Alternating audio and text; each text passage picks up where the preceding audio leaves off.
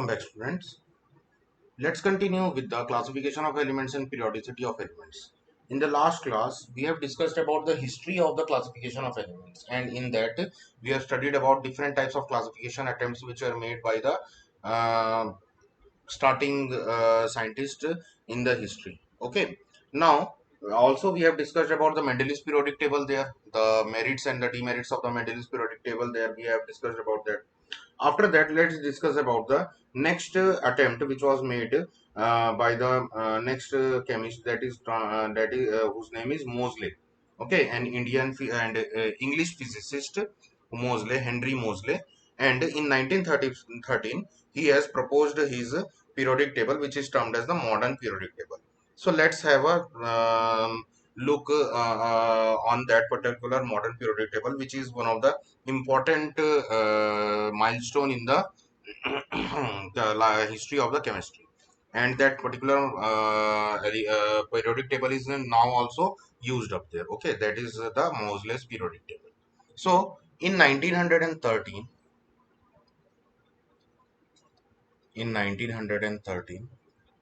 Moseley, Henry Moseley, okay, who is an English physicist, English physicist, has discovered some of the relationships. Okay, what he has discovered? He has discovered some relationship between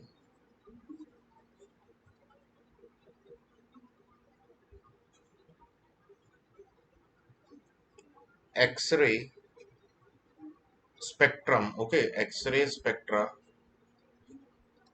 and the atomic number of elements,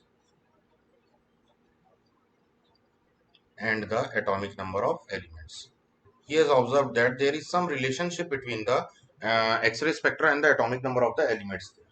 Okay, when high energy electrons were focused on the target, what it has seen out there, when high energy electrons were focused, when high energy electrons were focused on a target made of elements under study, X-rays were generated out there. X-rays were generated. Okay. So he studied this frequency. He studied the frequency of the X-rays which are generated here. And here he has seen that by the element 2 was the proportion to the atomic number and not to the atomic weight. Okay, here he has seen that the proportion of the X-rays, it was directly related to the, it is directly related to the atomic number, not with the atomic masses there. Okay, so he has given an equation on the basis of this relationship, and that equation is that the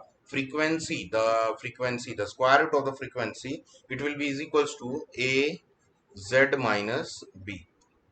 Okay, where nu is frequency of X-ray emitted,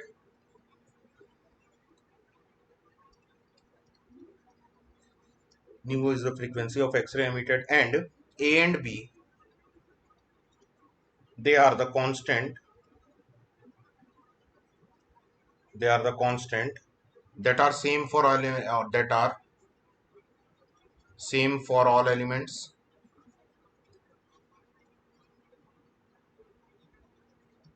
and here the z is the atomic number, the z is the atomic number.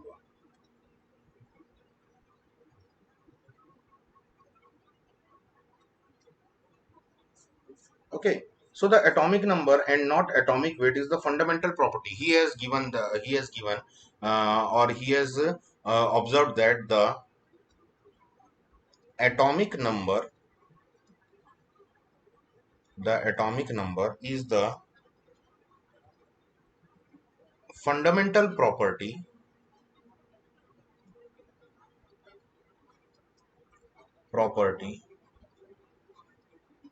of an atom, not the atomic weight, not the atomic weight. He therefore suggested, after this particular observation, he therefore suggested that the atomic number must be used in the place of atomic weights to classify the elements there. Okay, to classify the elements there, he has proposed that we must use atomic number on the place of atomic masses. Okay, to classify the elements there, and he has proposed the modern periodic law, the modern periodic law. And this modern periodic law states that the physical and chemical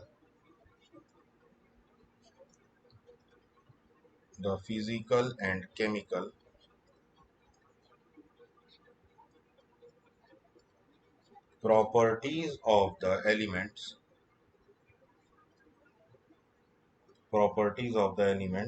are periodic function of their atomic numbers, of their atomic numbers. Okay, the physical and the chemical properties of the elements are periodic function of their atomic number. Consequently, the elements were then arranged in the periodic table of the Moseley on the basis of their increasing atomic number. Okay, on the basis of their increasing atomic number.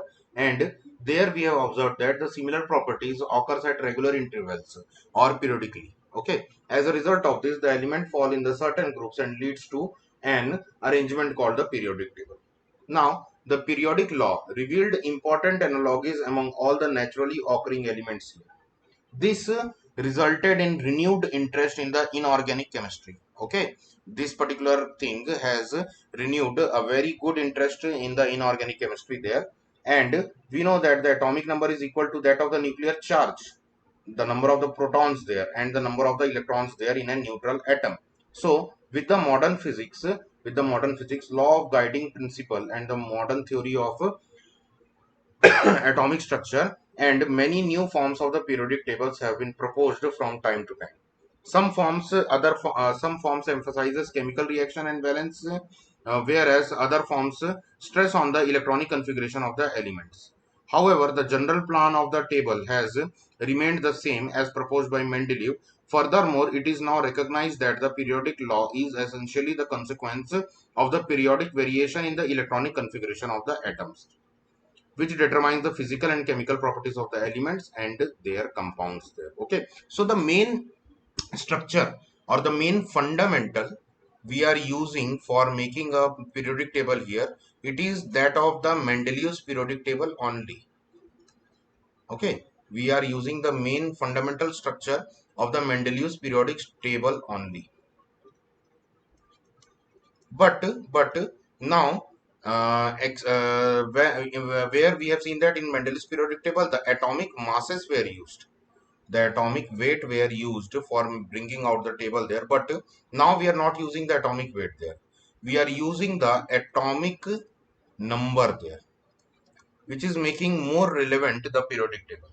And the properties are more relevant as comparison to that of the atomic weight condition there.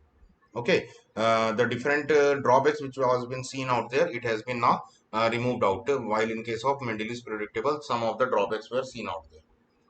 Also with the time, the formation of this particular atomic number periodic table, it has been changed out. Okay, it has been changed out, but the most relevant that is been accepted worldwide, that particular form is the electronic configuration form, where we will see that the nuclear charge is considered, that is the number of protons and the number of electrons is been considered more important, and hence they are showing more relevant relationship for the physical and chemical properties among the elements. Okay, so let's move and see the electronic configuration of the elements in the periodic table. Okay, So on the basis of the above principle, if I am going to show you the electronic configuration there, so in period 1, according to the period, if I am going to show you, then in period 1, hydrogen, atomic number 1, 1s1. This is the electronic configuration. Helium, atomic number 2, 1s2. Then comes the period 2. In period 1, only two elements are there, hydrogen and helium. Then in period 2, we will see the elements such as lithium, beryllium, boron, carbon, nitrogen, oxygen, fluorine, fluorine, and neon. Lithium 3, 1s2, 2s1. Beryllium 4, 1s2, 2s2. Boron 5, 1s2, 2s2, 2p1.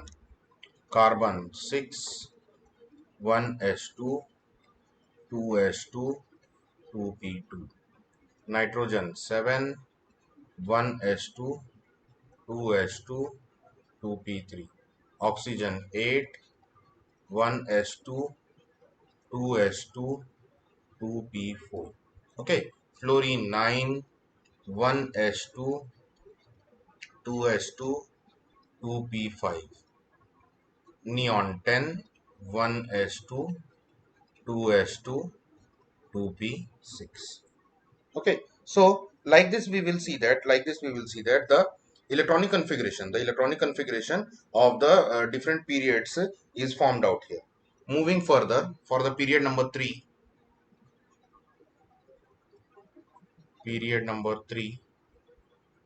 sodium 11, neon 10, 3s1. Magnesium 12, neon 10, 3s2. Aluminium 13, neon 3s2, 3p1. Silicon 14, neon 10, 3s2, 3p2. Phosphorus 15, 3s2, 3p3. Sulfur 16, sulfur 16, 3s2, 3p4. Chlorine 17, 3s2, 3p5. And last is your argon in this group, in this period 18, that is 3s2, 3p6 will be there. Neon 10, 3s2, 3p6. Okay. Now moving to the period number 4. Period number 4, there potassium 19, argon 18, 4s1. Argon 18, 4s1. Then calcium 20, 4s2. Scandium 21, 3d1, 4s2.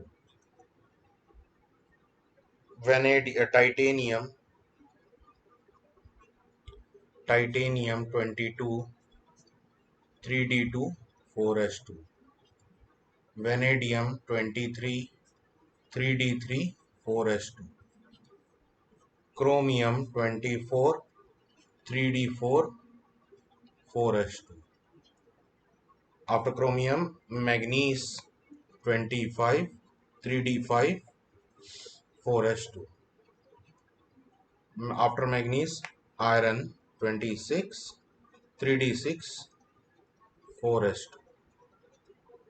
After iron, cobalt is there. Cobalt 28, it will be 3d7 4s2.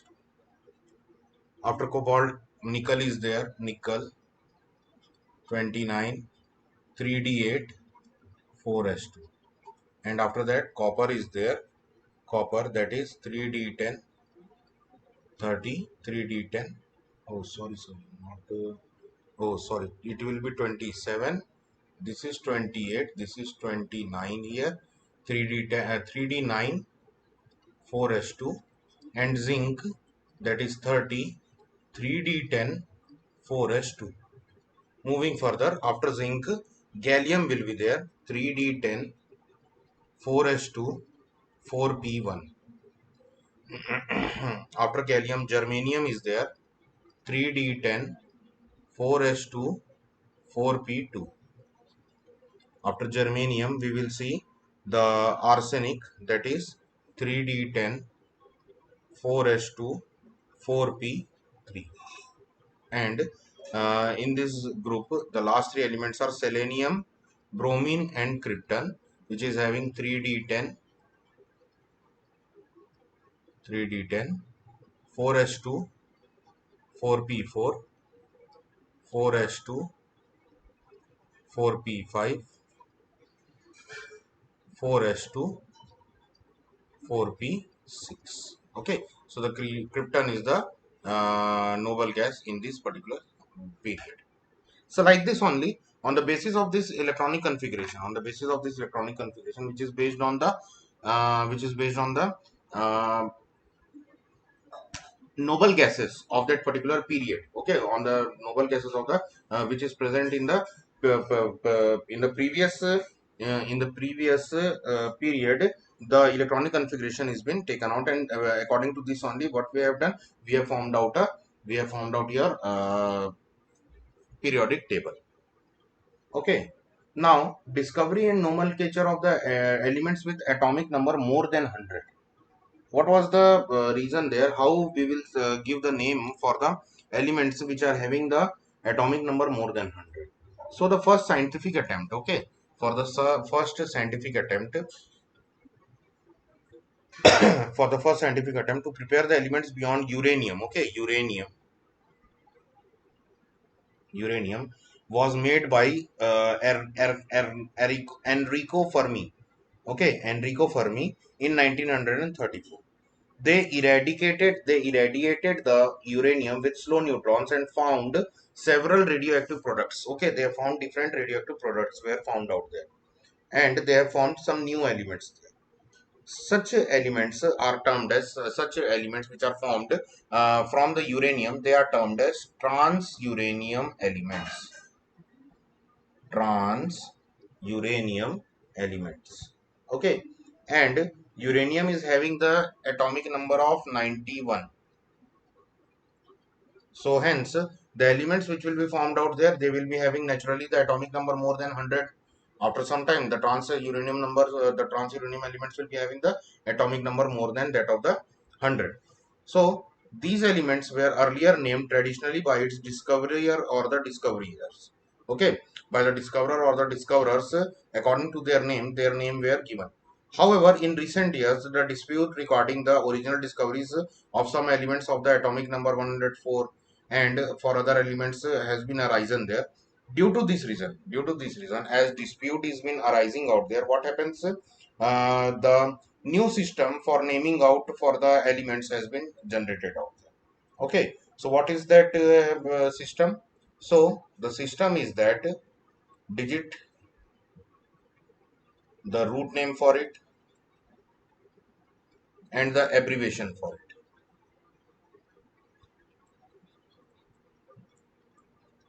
So the digit is 0, so the root name is nil, and the abbreviation is n. 1 un u, 2 by b, 3 try t, 4 quad q, 5 pent, P, 6, hex, H, 7, sept, S, 8, oct, O, and last is the 9, N, E. Okay, so these were some of the root names or the notations, word roots used by the IUPAC for the naming of the elements there. Okay, so how we will use this particular way to name the elements. So the way which has been proposed by IUPAC there was such as example I am taking for naming the element number 104 there. Okay, for naming the element number 104 there. So there we will use 1 because 1 is there. So the root name for 1 is un. Then for 0 it is nil, unil, unnil. For 4 it is quadnium. Okay, quadnium, anil quadnium. And the symbol which has been assigned to it is UNQ. Okay, this is the symbol which is assigned to it. Similarly, different elements were named such as for 101, un, nil, unem. The symbol will be UNU. Okay, for 102 we can write it as un, nil, by em, by neum. Sorry, by em, not neum, by em only, by em. And the u b unb, sorry, unb, by n unb will be the symbol there. Okay, so like this the naming of the elements has been taken out place. For example, for 111, how will you name 111th element? So it can be named as un,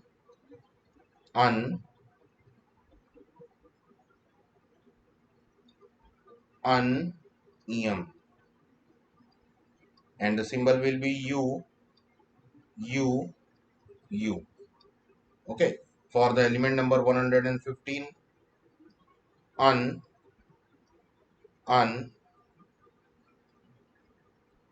pentium,